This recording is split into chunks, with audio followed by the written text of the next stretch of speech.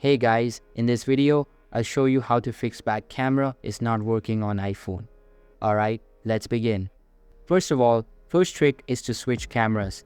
Simply tap on the rotate button right here, wait for a few seconds, and then tap on it again to check. Next, close the camera app, then open it again to test. If the issue persists, let's give it a forced restart. For iPhone X or later, press and quickly release the volume up and down buttons successively, then press and hold the side button until the Apple logo appears. Once it restarts, check if your camera starts working. Moving on, the next one is to reset all settings.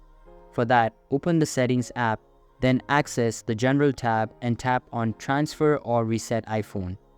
After that, go ahead and reset all the settings.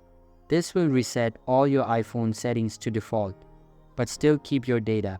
If you still need help, go to General, select Software Update, and then check if an update is available.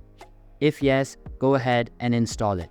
So that's basically how you can fix back camera is not working on iPhone. And that's it for this video.